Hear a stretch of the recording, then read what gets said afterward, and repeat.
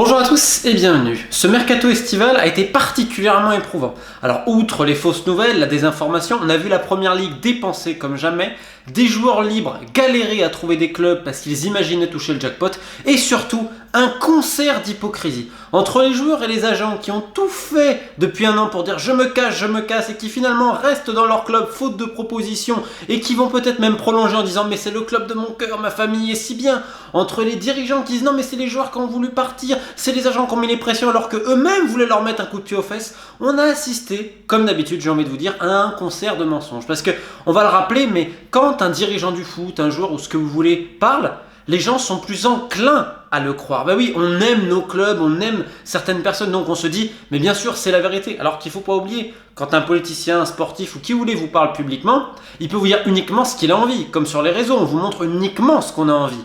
Donc parfois, c'est pas forcément la vérité. Alors, le premier exemple qui vient en tête, il est du Stade Rennais. Benjamin Bourigeaud, très bon joueur de Ligue 1 depuis des années, qui voulait une expérience à l'étranger. Son agent, Daniel Luboya, qui d'ailleurs se rapproche de Pastorello. Pastorello étant un agent quand même assez important en Angleterre et surtout en Italie. Mais finalement, il n'y a rien, il n'y a pas tellement de marché pour Bourigeaud, comme pour Traoré d'ailleurs, le latéral rennais. Et au final, alors que tu as dit en interne que tu voulais te barrer, et bah tu restes et tu prolonges en disant ça a toujours été mon choix, machin, stabilité.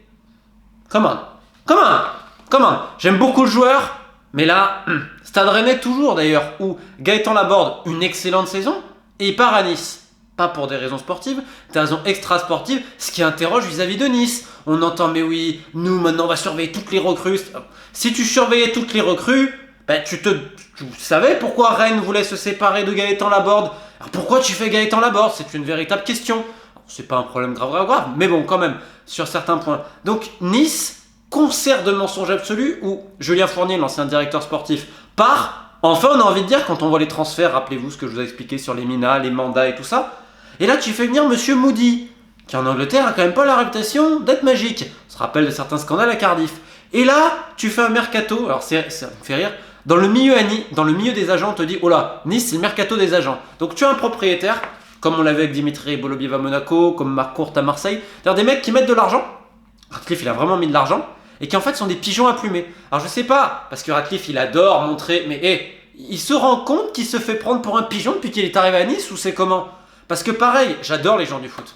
Donc c'est des mecs, en fait, ils ont plein de courtisans autour d'eux, on leur dit exactement ce qu'ils veulent entendre, mais quand t'as un mec qui commence à dire « Oula l'air, sur Ratcliffe, je suis désolé, mais il va falloir regarder votre club, vos clubs et les transferts, et vous allez vous comprendre que le pigeon, c'est pas eux, c'est plutôt celui qui a le pognon. » Donc Nice est parti pour faire une saison brinque-ballante avec un effectif mal construit, mais c'est pas grave, on a régalé les copains. Mais on va te dire aux gens, non, nous maintenant regarde les profils psychologiques, l'hygiène de vie et tout ça. Putain, Nice a signé des joueurs dont l'hygiène de vie, c'est un scandale. Et pourtant, il y en avait quelques-uns déjà dans le vestiaire auparavant. En parlant d'hypocrisie, on va rester au sud.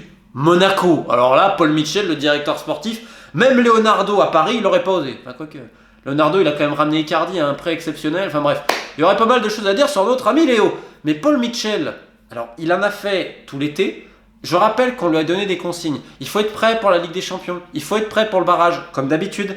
Les recrues sont arrivées tardivement, je ne sais pas trop pourquoi. Évidemment, d'un réseau qu'il connaissait très bien, agent, club précédent. On a déjà parlé dans une vidéo. Croyez pas, c'est pas spécialement des choix sportifs. Il y a une liste, admettons. Vous êtes là, vous ciblez pas mal de profils. Ok.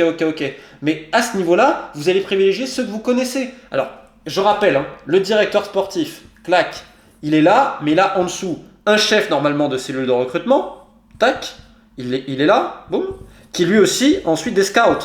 Ok, eux font les rapports qui transmettent là. C'est très rare, vous avez le directeur sportif qui se déplace en déplacement, parce que lui négocie, fait davantage de choses. Et là, le problème, c'est que souvent, quand ça remonte les informations, les rapports et tout ça, et derrière, à un moment donné, ça va coincer parce que lui, ou peut-être lui des fois, ça dépend, va se renseigner aussi vis-à-vis d'agents, vis-à-vis d'autres personnes, ce qui fait que ça va court-circuiter. Alors bien sûr, vous avez des choix sportifs. Longoria, il connaît le foot, il connaît les dossiers. Mitchell, il connaît le foot, vous inquiétez pas, ils ont quand même l'œil. Néanmoins, ils vont d'abord agir sur leur réseau, quitte à phagocyter tout ça. On retrouve par exemple ce principe à Auxerre, à Nantes et dans d'autres clubs. Enfin Nantes, c'est encore un peu compliqué, on en parlera tout à l'heure. Bref, pour revenir à Monaco, vous avez par exemple Marcelin, un défenseur qu'ils avaient acheté très cher à l'époque, alors qu'ils en avaient beaucoup. Ok. Il a été prêté de nouveau au Cercle de Bruges, club filial de Monaco. Problème, le joueur, qui n'a jamais causé de problème dans le vestiaire, était en contact avec son ancienne équipe formatrice, Auxerre, pour justement partir là-bas. Mais Paul Mitchell et la direction, non, finalement tu vas à Bruges. Donc là, évidemment, le joueur explose. Dans le même temps, il y a eu une dispute mémorable dans le vestiaire parce que Mitchell, visiblement, a très mal parlé à un jeune et Disasi l'a repris. Non mais c'est pas possible en étant solidaire. Donc ça, c'était très bien, sachant que le vestiaire à Monaco est sclérosé. Tout le monde en veut à Mitchell quasiment, qui a la même popularité que Leonardo l'avait dans le vestiaire du PSG. Ça vous place un homme quand même. Et donc Disasi, à la fin du mercato, est bien demandé par le PSG. Et là, ça brille l'ironie, à Monaco, on se dit, en gros, on va les baiser. Hein, on a eu Tchouaméni pour 100 millions, nanana, donc c'est le PSG, va mettre l'argent. On a demandé 50 patates pour Disasi. Et ils ont de la chance, Monaco, que Disasi, ça soit pas une mauvaise personne. Parce qu'il y a combien de joueurs qui, là, peuvent réaliser quand même un très gros truc pour leur carrière, même si tu es remplaçant PSG à tous les niveaux. Il a rien dit. Il fout pas le boxon dans le vestiaire, etc. Il comprend. Et c'est là où on va prendre la notion du marché. C'est-à-dire que pour un Disasi, tu es un bon défenseur, etc., si tu demandes 45 ou 50 millions, t'as personne. Si tu demandes entre 20 et 30, tu vas avoir potentiellement des prétendants. Et c'est l'idée du marché. Et là, on va remonter à Lyon. Et c'est là où c'est marrant, regardez. Aouar.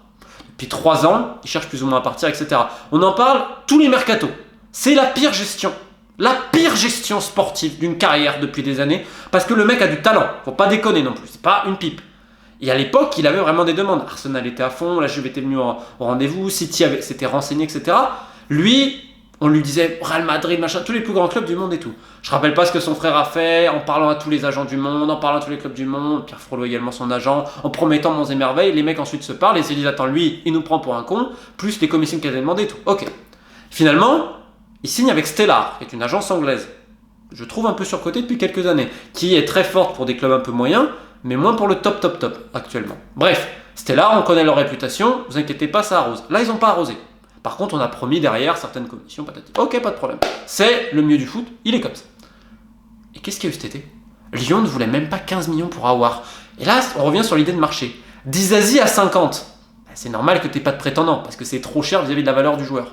Mais Aouar entre 10 et 15, et tu n'as rien. Tu avais le Betis, mais le Betis avait des problèmes financiers. Donc, c'est comme si la piste n'existait pas. La seule offre que tu as, c'est Nottingham Forest. Un truc qui était payé en je sais pas combien d'années, mais que Lyon ne pouvait pas accepter. Je me demande même si Stellar, voyant qu'ils avaient quasiment rien, et d'ailleurs aujourd'hui les Aouar sont très énervés après eux, ouais, pourquoi on a signé avec eux, patati patata. Je me demande si c'était pas comme à l'ancienne, genre on utilise un club copain pour faire une offre dont on sait qu'elle sera refusée, pour dire aux joueurs mais regarde, on a fait un truc pour toi, regarde, on te sort une offre. Vous êtes Aouar, vous êtes quand même un bon joueur, tout ce que vous voulez, vous n'avez que Nottingham Forest et le Betis qui est intéressé, mais vous n'avez pas les moyens, alors que votre club réclame entre 10 et 15 millions. Là, il faut vraiment se poser des questions sur la gestion du joueur, sur plein d'autres choses, parce que c'est un désastre. Normalement, à ce prix-là, tu as un marché pour Aouar. Je veux dire, Lyon, ce qu'ils ont demandé par exemple pour Kadewere, il y avait un marché à ce prix-là. C'est-à-dire prêt avec option d'achat, etc. Donc là, c'est très effrayant. Et à Lyon, Paqueta. Paqueta, ils ont demandé énormément. Il n'y avait pas un énorme marché. Paqueta à 40, là, vous aurez plus de clubs. Là, il y avait peu de clubs. Lyon avait besoin de faire une grosse vente cet été. Mais de l'autre côté, le joueur, depuis le départ de Juninho notamment, souhaitait partir. Donc là, des fois, j'entends des trucs et tout. Ça arrangeait toutes les parties. Je rappelle également que Guimarães, qui était parti au mercato d'hiver, ses agents avaient fait pression sur le club pour se barrer. Lyon était content parce qu'en effet, financièrement, ça les aidait. Mais il ne faut pas oublier quelque chose. Les agents de Guimarães ont tout fait pour que ça se fasse, même à menacer le club. Le Beautiful Game, en veux-tu ? En voilà. Donc là, on était sur ces dossiers hypocrites. Maintenant, on va remonter un petit peu à Nantes. Alors là, c'est exceptionnel. Blas, super joueur. Combaré, il a mis le veto. Je ne sais pas d'ailleurs si on dit Blas ou Blas, je m'excuse. En disant non, s'il part, attention. Comboiré sait qu'il a l'opinion populaire avec lui, également le vestiaire, parce que le travail depuis qu'il est arrivé à Nantes, il est tout sauf facile. Je veux dire, c'est un travail très compliqué avec Valdemarquita et tout le reste. Le conflit avec Valdemarquita, il est connu de tous, et en fait, Comboiré refusait tous les joueurs qu'il n'avait pas validés, ce qui était normal parce que malheureusement à Nantes, parfois c'est un peu folklorique. Sauf que Kita, il avait un accord avec lui. J'ai jamais entendu Comboiré met des agents, Comboiré, j'ai jamais entendu ça. Comme Genesio à Rennes, comme Blacard à l'époque à Nîmes. J'ai jamais entendu ça. Comme Gastien, Clermont, c'est pas le truc. Donc il y avait aussi ça. Un autre club où tu as souci également entre la direction et l'entraîneur, c'est Auxerre. Furlan n'en pouvait plus cet été. Ouais, c'est parce que je veux, etc. Il y avait énormément de bisbilles, il y a plein de luttes d'influence au sein du club. Alors on va te dire oui, c'est retour et c'est magnifique. Ils sont de nouveau en Ligue 1, bravo à eux. Néanmoins, la gestion depuis des années, elle a été dispendieuse. On rappelle tout ce que le propriétaire chinois a dû mettre des fois à c'était des fonds perdus. Et là, en interne, c'est toujours compliqué. Et en parlant d'hypocrisie, de tout ce que vous voulez, on est obligé un peu de parler du Paris Saint-Germain, où tu as Luis Campos, qui fait quand même passer des messages par des relais journalistiques qu'il a, et notamment aussi avec les anciens amis journalistes qui travaillent pour lui, pour flinguer Antero Henrique. Donc, on est là, oui, on arrête les querelles et tout. Bon, j'ai envie de te dire... Campos, dans tous les clubs où il est passé, il a toujours voulu le pouvoir en entier. À Monaco, première cible, Makélélé, il l'a flingué. Dès qu'il y avait un mec, il l'a torpillé. À Lille, il a torpillé. Enfin, il a toujours fait ça. Faut pas s'étonner. Quand il faut pas s'étonner, le jour où le transfert d'Osimhen, qui je rappelle est sous plusieurs enquêtes, ça va faire mal. Campos, il est dedans quand même. Connaît très bien le foot, encore une fois. Là, on est dans la définition de Campos, comme Mitchell, comme tout ça. Il a plein de scouts, ça travaille bien. Mais il a aussi son réseau. Si Renato Sanchez s'y vient, c'est une question d'agent. C'est une question d'agent. Au club, tout le monde pensait qu'on allait faire Seko Fofana. Seko Fofana qui change d'agent cet été, qui rejoint Messa Ndiaye, qui finalement prolonge à Lens. Alors il y a une très belle cérémonie, super, etc. Normalement, le joueur, il se voyait partir, hein, notamment au Paris Saint-Germain. Faut pas non plus déconner. Mais bref, c'est un autre débat. Marseille, aussi un petit mot, parce que Longoria, alors là, on est dans le monde, oui, les rapports me reviennent. Non, mais je vais faire avec mon réseau, t'inquiète pas. Le mec travaille, il n'y a pas de souci. Qu'est-ce qu'il est bon communicant. C'est là où je me dis, on est enclin à croire les gens. Mais même moi, même qui vous voulez, un mec que vous croyez, que vous voyez sur une vidéo, que vous voyez dans le sport, vous voyez, mais il peut vous dire ce qu'il veut. Il peut vous dire ce qu'il veut, sauf que dans le football, vu qu'on aime les clubs, et ce qui est normal, c'est une relation passionnelle, on va se dire qu'ils ne peuvent pas nous mentir, mais il va vous dire ce qu'il veut. Il va vous parler sportif, etc. Magnifique communicant, Pablo Longoria, ça me fait penser à Leonardo à l'époque au Paris Saint-Germain, sauf que là, il y a beaucoup d'agents qui en ont leur claque, il y en a qui ont écrit au club, il y en a qui se sont plaints des dirigeants du club en expliquant les carabistouilles de Longoria, notamment pour faire changer des agents. Alors, il y avait eu le dossier Camara qui est quand même folklorique parce que il y a le dossier Camara, on va en faire une vidéo parce qu'il y a vraiment des trucs, des exemples à pas faire pour ceux qui sont dans le milieu du foot, les entourages nocifs, c'était n'importe quoi. Bamba Dieng, pareil, il y avait 50 000 mecs, on a essayé d'en mettre, on a essayé de changer d'agent. Enfin, c'est un dossier qui sent très très très mauvais. Rongier, finalement, ça change d'agent. Enfin, tu regardes quand même, souvent c'est les mêmes qui récupèrent. Hein. CA Base notamment, pour pas les citer. On va faire un ou deux joueurs chaque mercato avec Ali Barat, le copain. Enfin bon. Longoria, il connaît le foot, tu connais très bien la communication, mais connaît aussi surtout le business. CF, les parachutes dorés que ses amis ont récupérés en signant au club, dans les bureaux et tout ça. Bref, mais une bonne communication, ça fait tout. Et à l'inverse, tu as des clubs par exemple de national, comme Versailles, qui eux, la communication, c'est pas leur fort. Versailles, ils ont plein de pognon.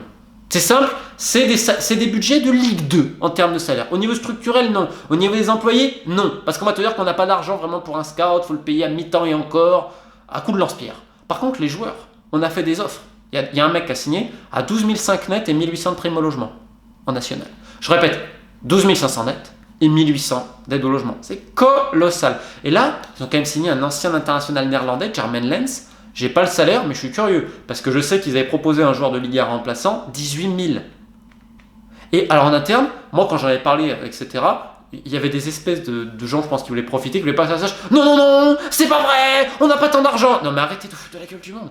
Plus les ennuis juridiques du coach, les conflits entre le coach et la direction. Oui, c'est moi qui gère sportif. Non, machin, on va te faire dans le. C'est exceptionnel. Donc, Ligue 1, Ligue 2, National, on retrouve les mêmes choses. Moi, je vais faire mes joueurs, mais non, c'est moi, mais tatati. Et puis, tu rajoutes le coach, tu rajoutes le président, tu rajoutes des conseillers, et voilà, ça fait un micmac. Mais derrière, devant la caméra, on va te dire, nous, on aime le foot, nous, on est là pour le club, on veut se stabiliser, c'est le club de ma vie, etc. Je me demande jusqu'à quand on va être pris pour des cons en croyant tout ça. Bref, c'était un mercato de l'hypocrisie. On entendait, mais non, on va se serrer la ceinture, c'est la crise, même si ça revient après le Covid, patati patata, et voilà, on a dépensé plus de 2 milliards rien qu'en première ligue. Bon, tu me diras, vu le business model, ça va. Et c'est pas grave qu'on ait des crypto-monnaies gérées par des criminels, recherchés parfois en Asie. C'est pas grave, on va les afficher fièrement en tant que sponsor. Mais oui, le football, c'est un monde merveilleux. On peut vous faire croire qu'on est les plus gentils du monde, alors que derrière, on est les pires des brigands. Bonne journée à tous.